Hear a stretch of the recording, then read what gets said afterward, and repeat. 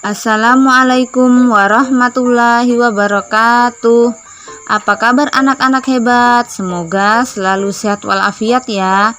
Pada pertemuan kali ini kita akan belajar tentang interaksi sosial dan interaksi manusia dengan lingkungan. Tema 3, subtema 1, muatan pembelajaran IPS di kelas 5. Siapkan alat tulis kalian ya untuk merangkum materinya. Oke, kita mulai pembahasan hari ini. Interaksi manusia dibedakan menjadi dua. Pertama, interaksi sosial, dan kedua, interaksi dengan lingkungan hidup. Nah, apa saja sih perbedaan di antara keduanya? Simak baik-baik ya penjelasannya. Kita bahas yang pertama, yaitu interaksi sosial. Interaksi sosial adalah hubungan-hubungan sosial antar manusia. Interaksi sosial terjadi karena manusia adalah makhluk sosial. Makhluk sosial artinya manusia tidak dapat hidup sendiri atau selalu membutuhkan orang lain, dimulai dari bangun tidur sampai tidur lagi. Kemudian, jenis interaksi sosial dibedakan menjadi 3. Yang pertama, individu dengan individu, artinya satu orang dengan satu orang. Yang kedua, individu dengan kelompok, artinya satu orang berhadapan dengan banyak orang. Dan yang ketiga, interaksi kelompok dengan kelompok. Agar memahami jenis interaksi sosial, berikut Ibu berikan contohnya. Yang pertama, contoh interaksi sosial individu dengan individu. Contohnya, bertegur sapa dengan teman, berjabat tangan, dan ibu berbicara dengan anak. Dokter memeriksa pasien, kasir melayani pembeli, dan Pak Polisi yang memberi interaksi dengan memberikan petunjuk jalan.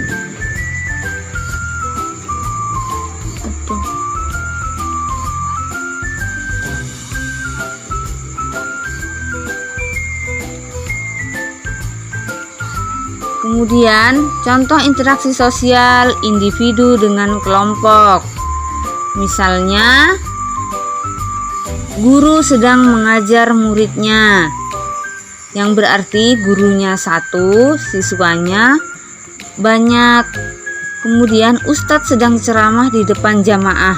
Ustadznya 1, jamaahnya banyak orang. Kemudian ada Pak Soekarno yang sedang berpidato di depan khalayak umum. Yang berpidato hanya 1 orang, khalayaknya banyak atau masyarakat umum. Selanjutnya, contoh interaksi sosial kelompok dengan kelompok. Contohnya, 2 tim yang sedang bertanding sepak bola. Kalian tentu tahu pemain sepak bola terdiri dari 11 orang dalam satu kelompok, artinya 11 orang berhadapan dengan 11 orang. Contoh yang kedua, 2 tim bermain tarik tambang. Setiap tim terdiri dari 3 orang. Mereka termasuk kelompok dengan kelompok. Contoh yang ketiga, kelompok pramuka bekerja sama dengan kelompok PMR atau Palang Merah Remaja.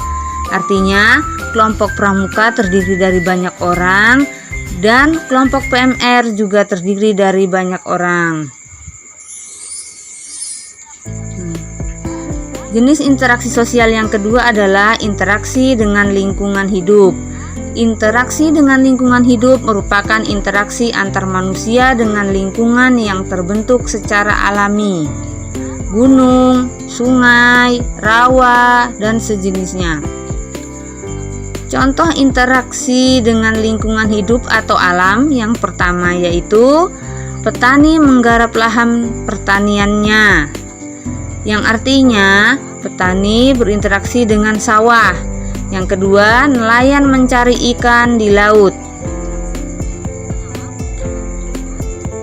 Kemudian, penduduk mengambil kayu hasil hutan, artinya manusia memanfaatkan sumber daya alam yang dihasilkan oleh hutan. Kemudian penambang belerang di gunung. Masyarakat memanfaatkan hasil tambang yang ada di pegunungan untuk kelangsungan hidupnya. Kemudian materi selanjutnya yakni interaksi sosial di lingkungan pasar. Pasar merupakan tempat bertemunya pedagang dan pembeli untuk melakukan transaksi jual beli. Interaksi sosial di pasar dapat terjadi antara penjual dengan pembeli, penjual dengan pemasok barang atau distributor, penjual dengan penjual, dan pembeli dengan pembeli. Biasanya ibu-ibu yang berbelanja di pasar berinteraksi atau berbicara dengan sesama pembeli.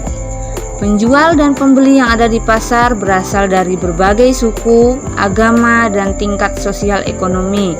Oleh karena itu, dalam melakukan interaksi sosial diperlukan rasa toleransi dan tenggang rasa yang tinggi agar kerukunan tetap terjaga.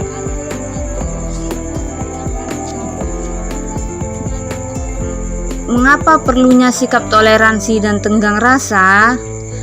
Toleransi adalah suatu sikap saling menghormati dan menghargai antar kelompok atau antar individu dalam masyarakat atau dalam lingkungan lainnya.